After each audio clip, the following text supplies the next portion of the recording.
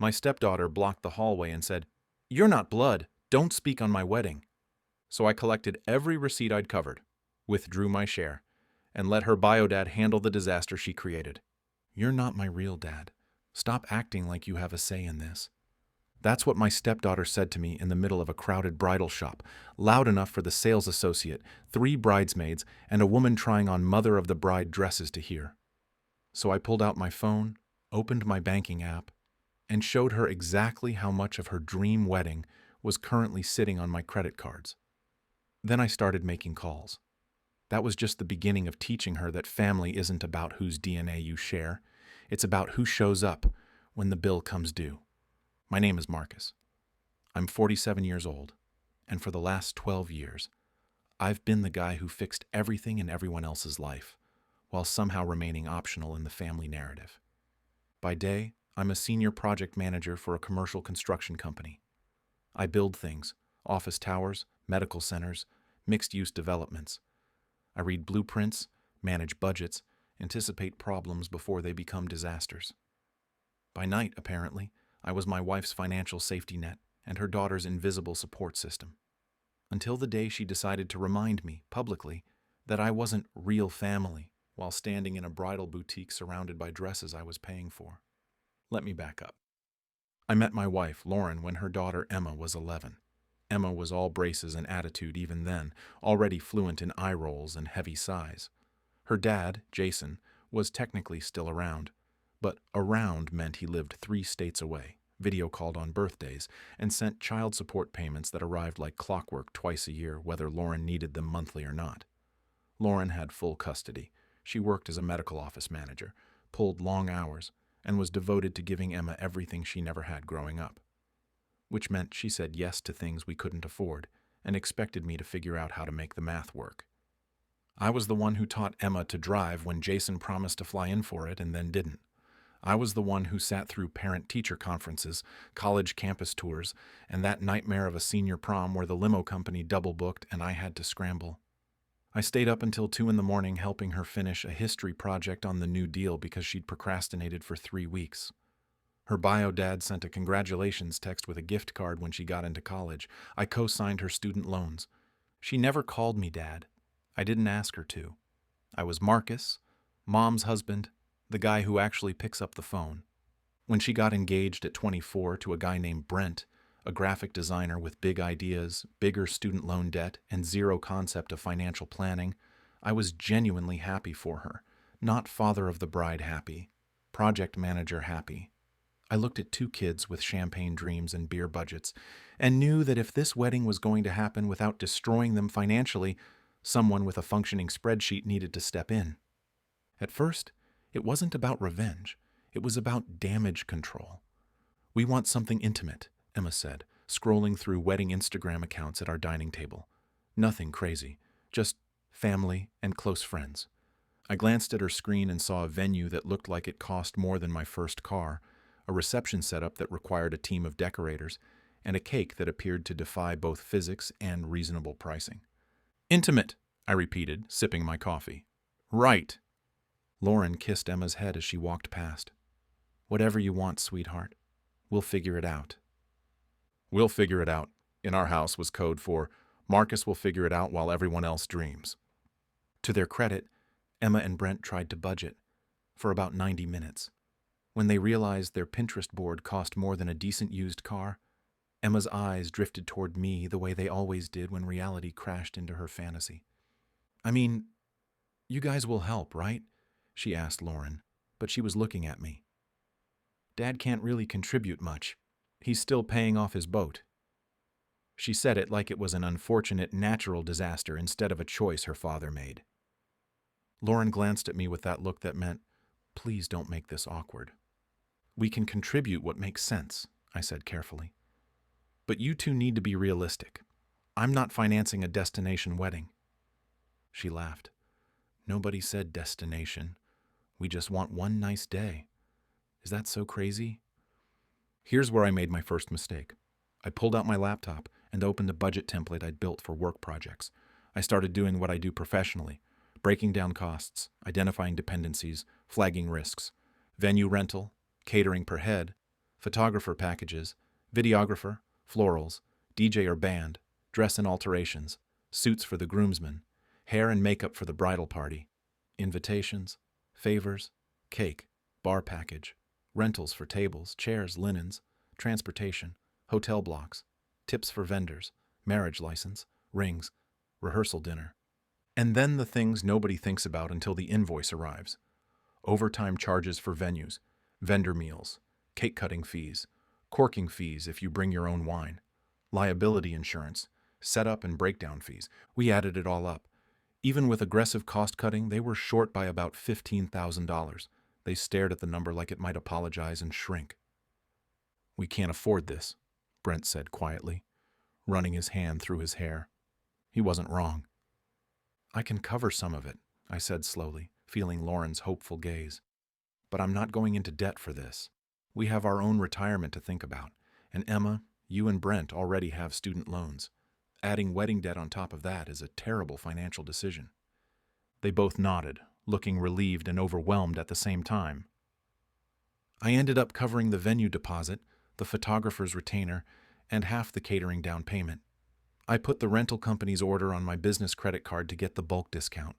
I opened a separate savings account labeled Emma's Wedding and started automatic transfers from my paycheck because Lauren's idea of contributing was buying Emma's shoes and then feeling like she'd done her part. I told myself this was what family did, that I was investing in Emma's happiness, in Lauren's peace of mind, in the idea that we were a blended family that worked. The disrespect started slowly, like a crack in a foundation you don't notice until the whole structure shifts. At first, Emma included me in everything. She asked my opinion on color schemes, sent me photos of centerpiece options, ran the guest list by me to make sure she wasn't forgetting anyone from my side of the family. She texted me things like, "Thank you so much for helping with this. I don't know what we'd do without you." Then her bio dad caught wind of the wedding and suddenly remembered he had a daughter. Jason started calling more, texting more. He sent Emma a check for $500 with a note that said, "For whatever you need, princess. Your old man's got you. $500. I'd already put down $8,000. But you'd think he'd donated a kidney based on how Emma talked about it." "Dad's being so sweet about the wedding," she said at dinner one night, showing us a text where he'd sent her a GIF of a crying, happy face. "He says he wishes he could do more." "That's nice," I said, cutting into my chicken. "He's just in a tough spot financially," Emma continued, like I'd asked for an explanation. "The boat payments are brutal and his girlfriend just moved in, so expenses are up." I looked at Lauren. She gave me a warning look that said, "Don't." The next crack came during dress shopping. Lauren had invited Emma's aunt, 2 bridesmaids, and me. I wasn't planning to go. Dress shopping felt like something Emma should do with the women in her life, but Lauren insisted. "You're paying for half of this," she whispered to me the night before. "You should get to see her in the dresses." I should have known better. We got to the boutique, and it was exactly the kind of place where they serve you champagne and treat you like royalty until the bill comes. Emma tried on dress after dress, each one more elaborate than the last. She looked beautiful in all of them. But when the consultant brought out the one that made her cry, the one with the lace sleeves and the cathedral train and the hand-beaded bodice, I saw the price tag over the consultant's shoulder. $4,800, before alterations. Emma was spinning in front of the mirror, eyes wet, smiling bigger than I'd seen in months. Lauren was crying. The bridesmaids were crying. Everyone was crying except me and the sales associate, who had clearly seen this movie before. "This is the one," Emma breathed. "This is it." "It's perfect, honey," Lauren said, squeezing my hand hard enough to cut off circulation. The consultant smiled. "Wonderful. Let's talk about timeline and payment. We'll need a 50% deposit today to hold the dress, and the balance is due 6 weeks before the wedding along with alteration fees." Emma looked at Lauren. Lauren looked at me. "We can do that," I said, because what else was I going to say in a room full of people waiting for someone to make her dream come true? I handed over my card. $2,400, just like that. The consultant ran it, handed me the receipt, and Emma hugged me so hard I thought she might crack a rib. "Thank you, Marcus," she said. "Thank you so much. I love you." In that moment, I believed her. 2 weeks later, Jason called Emma and told her he wanted to contribute to the dress. She called me, excited, saying he was going to Venmo her $1,000 to help with the gown. That's great, I said. You can put it toward the balance. There was a pause. Well, actually, I was thinking I could use it for the veil and accessories, since you already covered the dress deposit. I felt something tighten in my chest. Emma, the balance on the dress is still $2,400 plus alterations. Your dad's $1,000 should go toward that. But you said you were handling the dress, she said, her voice getting defensive. I said I'd cover the deposit, I corrected. The rest of the dress cost is on you and Brent, or if your dad wants to contribute, great. She went quiet. Then, fine. Whatever. She never put his $1,000 toward the dress. She used it for her bachelorette party weekend. The breaking point came 6 weeks before the wedding. We were at the bridal boutique for Emma's final fitting. Lauren couldn't make it. She had to cover a shift at work, so it was me, Emma, her maid of honor, and one bridesmaid. The dress fit perfectly. Emma looked stunning. The consultant brought out the veil, the shoes, the jewelry she'd picked out. Okay, the consultant said brightly. So today we'll collect the remaining balance on the gown, which is $2,400 plus alterations at $650 and the accessories package at $400. Your total today is $3,450. Emma's face went white. Wait, I thought Marcus was covering that. The consultant looked at me. I looked at Emma. I covered the deposit, I said carefully. We talked about this. The balance was your responsibility. But I don't have that, she hissed, pulling me aside while the consultant and bridesmaids pretended to look at veils. Marcus, I thought you were handling the dress. You said you'd take care of it. I said I'd cover the deposit so you could secure the dress, I replied, keeping my voice even. The balance and alterations were always going to be on you. That's why I built it into the budget we went over 3 months ago. Her face flushed. I can't just pull $3,500 out of nowhere. What am I supposed to do? You call your dad and ask him to cover it, I said. He offered to help with the dress. This is the help you need. She stared at me like I'd just suggested she rob a bank. He can't afford that. You know he can't.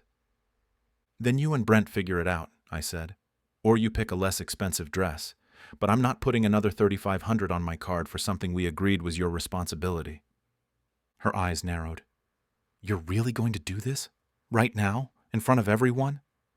You're the one who assumed I was paying for things without asking, I said quietly. I've been crystal clear about what I could contribute. You've been hearing what you wanted to hear. She stepped back like I'd shoved her. Then she said it, loud enough for the consultant, the bridesmaids, and probably the seamstress in the back room to hear. You're not my real dad. Stop acting like you have a say in this. This is my wedding, my dress, my day. If you don't want to help, then just say that. But don't stand here and pretend you get to control everything just because you have money. The room went silent. The maid of honor looked at the floor.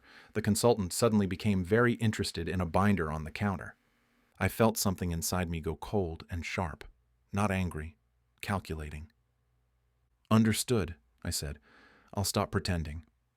I walked out of the boutique, got in my truck, and drove home. Emma called me 4 times. I didn't answer. Lauren called me 6 times. I answered on the 7th. What happened? She asked, voice tight. Emma just called me sobbing. She says you abandoned her at the dress shop. I didn't abandon her, I said.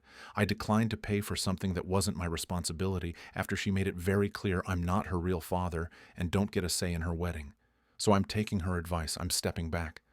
Marcus, she's stressed. She didn't mean it like that. She meant every word, I said, and she made sure everyone in that room heard it. There was a long pause. What are you going to do? I'm going to stop pretending, I said. That night, I did what I do best. I built a project plan.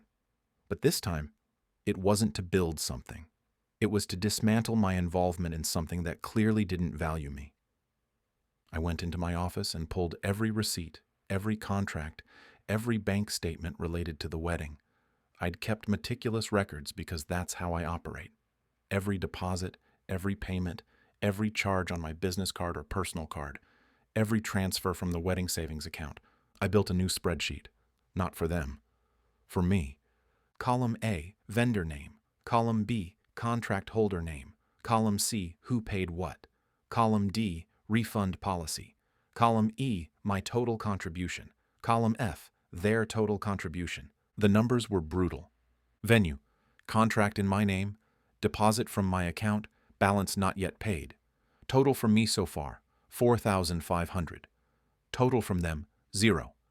Catering, joint contract, but retainer on my card. Total from me, $3,000. Total from them, 0. Photographer, contract in my name, retainer, paid by me. Total from me, $2,000. Total from them, 0.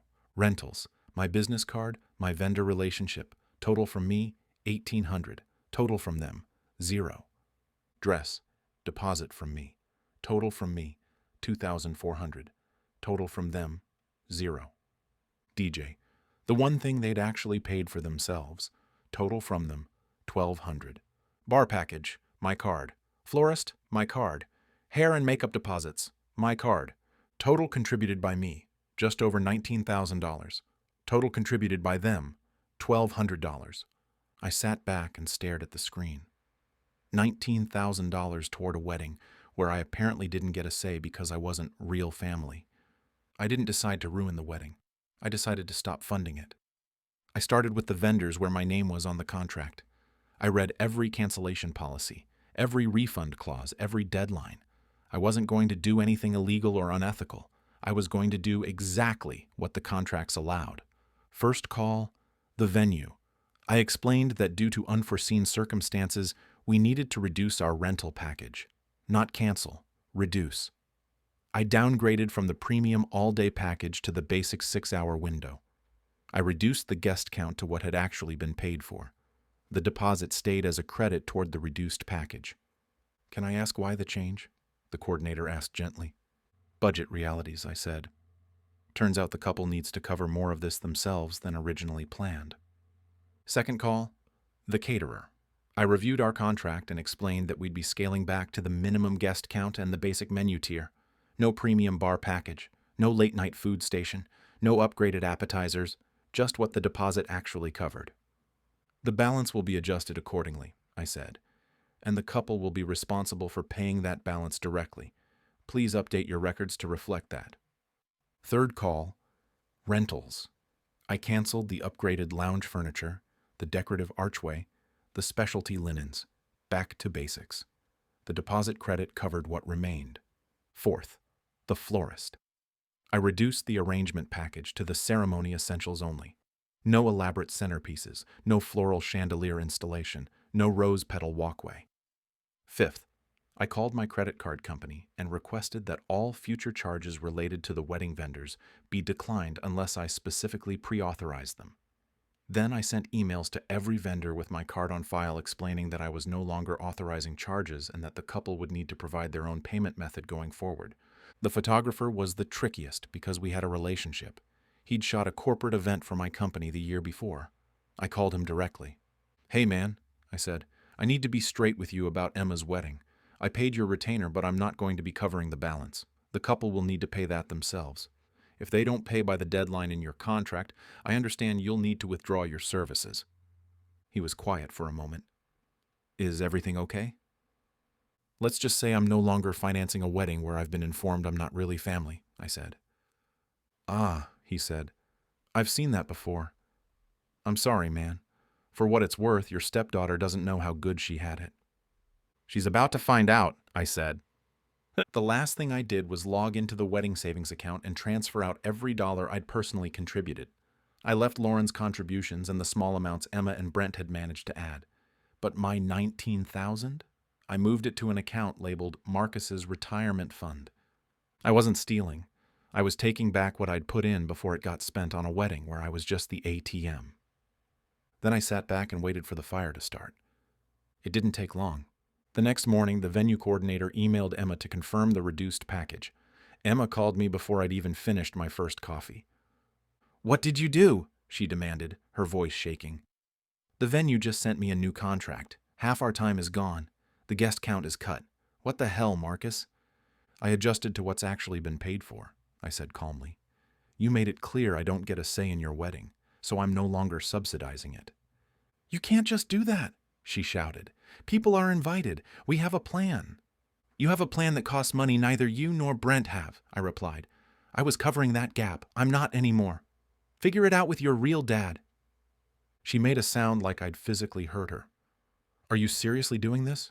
2 months before my wedding?" "You're seriously acting like you didn't tell me to my face that I'm not your real father and don't get a say," I said. "I'm just taking your advice, Emma. You wanted me to stop acting like I had control, so I'm releasing control, along with my funding." "Mom!" she yelled, and I heard Lauren's voice in the background. Lauren got on the phone. "Marcus, please, can we talk about this?" "There's nothing to talk about," I said. "I'm done being the bank for people who don't see me as family. Emma can call Jason and ask him to cover what I was paying for.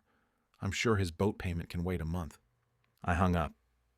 Over the next 72 hours, the calls came in waves. The caterer reached out to Emma about the reduced menu and unpaid balance. She called me crying. I didn't answer. The florist sent a revised quote. Emma texted me a screenshot with, "Are you kidding me?" in all caps. I didn't respond. The photographer emailed her directly about the outstanding balance due before he'd show up on the wedding day. She sent me a voice memo, actually sobbing, begging me to reconsider. I listened to it once. Then I deleted it. Brent finally called me. To his credit, he was calmer than Emma. "Marcus, I get that you're upset," he said. "And honestly, what Emma said was out of line. But man, we're 2 months out. We can't pull together 15 grand in 2 months. We'll be starting our marriage in massive debt if we try to keep everything you pulled." "Then don't keep everything," I said. "Scale back to what you can afford. That's what budgets are for." "Our families will be so disappointed," he said quietly. "Then maybe one of those families should step up and pay for what they want to see happen," I replied. "My wallet is closed, Brent. I'm sorry you're caught in this, but I'm not the bad guy for stopping payment on something I was never obligated to fund in the first place." He sighed. "Emma's mom is furious." "Emma's mom hasn't contributed a dime to this wedding except criticism and guilt," I said. "Her opinion on my money is irrelevant." Jason, predictably, was useless. When Emma finally broke down and called him about covering some of the vendor balances, he hemmed and hawed about cash flow issues and bad timing, and ultimately Venmo'd her another $500 like it was a generous bailout. Emma's meltdown peaked about 10 days after I pulled my funding. She showed up at our house while Lauren was at work.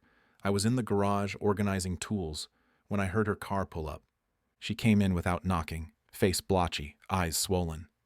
"I need to talk to you," she said. "Okay," I said, setting down a wrench. "You're ruining my wedding," she said, voice shaking. "You're punishing me because I hurt your feelings. That's what this is. You're being petty and cruel, and you're going to ruin the most important day of my life because I said one thing I didn't mean." I looked at her for a long moment. "Do you actually think you said one thing?" She blinked. "What?" "You think this is about one comment in a dress shop," I said. "Emma, this is about 12 years of me showing up and being treated like I'm optional. It's about me paying for your college application fees while your dad bought a boat. It's about me co-signing your student loans while he sent birthday cards. It's about me sitting at every single one of your school events while he video called twice a year. And then, when it came time for your wedding, I funded nearly $20,000 of it. And the moment I didn't hand over another $3,000 on demand, you made sure everyone in that boutique knew I wasn't your real dad." Her face crumpled. "I didn't mean it." "You meant it enough to say it out loud," I replied. "And here's the thing, Emma. You don't get to decide I'm not really family, and then be shocked when I stop acting like it. You drew the line. I'm just respecting it." "I'm sorry," she whispered. "I'm so sorry. I was stressed and scared, and Mom's been on my case about money, and Dad keeps flaking, and I took it out on you. I know that's not fair." "It's not," I agreed, "and I accept your apology. But an apology doesn't refund my credit card. It doesn't undo the fact that you built a wedding on my back and then told me I didn't matter the second I couldn't give you more." She wiped her eyes. "What do you want me to do?" I want you to go to your father and tell him you need $15,000 to keep your dream wedding intact, I said. I want you to ask him to sell his boat or pull from his savings or do literally anything that shows he's willing to sacrifice for you the way I have. And when he says no, or when he offers you another $500 and calls it love, I want you to remember that I was the one who showed up. Every time. She stared at me, crying quietly. He won't do it. You know he won't. I know, I said. And now you know. And that's the real lesson here. She left without another word. Lauren and I fought about it for days. She accused me of being vindictive, of prioritizing my pride over Emma's happiness, of holding a grudge that would damage our marriage. You're making me choose, she finally said, voice breaking, between you and my daughter. No, I said.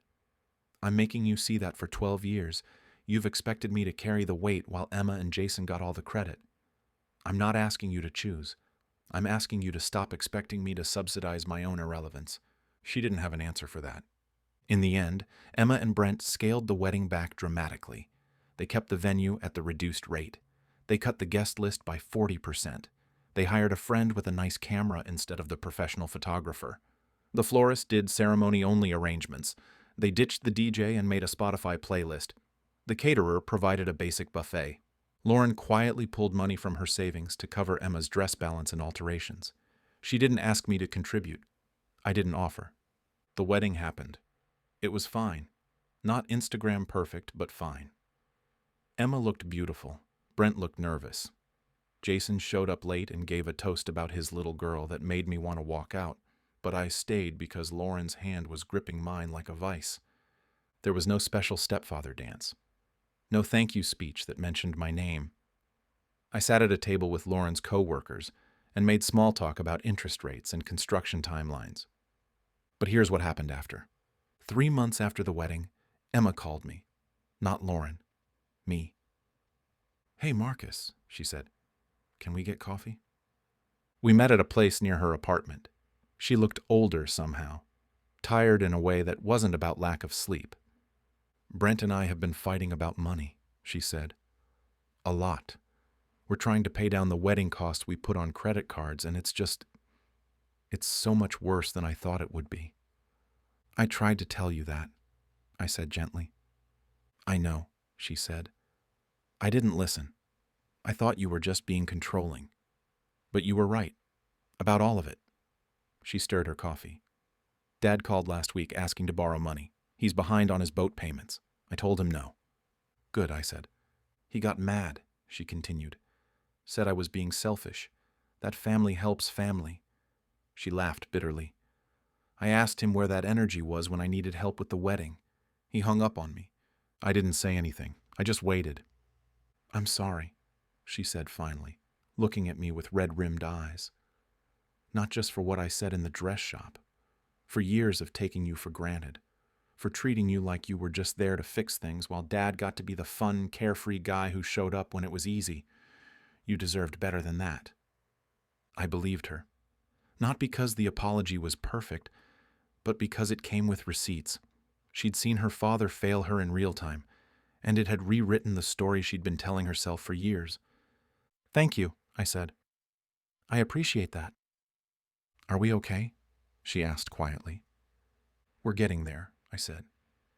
But Emma, I need you to understand something. I'm not your ATM. I'm not your backup plan. If you want me in your life as family, I need to be treated like family all the time, not just when it's convenient. She nodded. I get it. I really do. 6 months after that conversation, Emma and Brent invited us to dinner at their apartment. They'd made lasagna, which was ambitious considering their kitchen was the size of a closet. Over dessert, Emma slid an envelope across the table to me.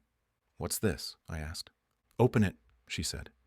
Inside was a check for $3,000 and a handwritten note that said, First payment. Thank you for everything. Love, Emma. I looked up at her.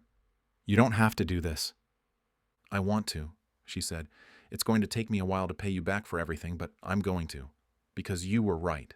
Family isn't about blood. It's about who shows up. And you've always shown up. I won't lie. I cried. right there at their tiny kitchen table, over half-eaten tiramisu. Lauren reached over and squeezed my hand. For the first time in months, it didn't feel like she was trying to hold me back. It felt like she was holding me up. So was it revenge? Maybe. At first, absolutely. I wanted Emma to feel the weight of what she'd said. I wanted her to scramble. I wanted her father to fail her so completely that she'd finally see the difference between the man who made promises and the man who kept them. But the real revenge wasn't the scaled-back wedding or the budget crisis. It was watching her grow up. It was seeing her realize that the person she dismissed was the person who'd been holding her up all along. Here's what I learned. You can't force people to value you. You can only stop undervaluing yourself. And sometimes the most powerful thing you can do is stop paying for a relationship that only costs you. Now, I want to hear from you. Do you think I went too far by pulling my funding? Or would you have done the same thing if someone told you you weren't real family after you'd spent years supporting them? If you've dealt with entitled stepkids or ungrateful family members who only see you as a wallet, drop your story in the comments. I want to hear how you handled it. And if this story hit home for you, if you felt any of what I felt, go ahead and hit that like button and subscribe. It really does help the channel grow, and it lets me keep bringing you stories like this.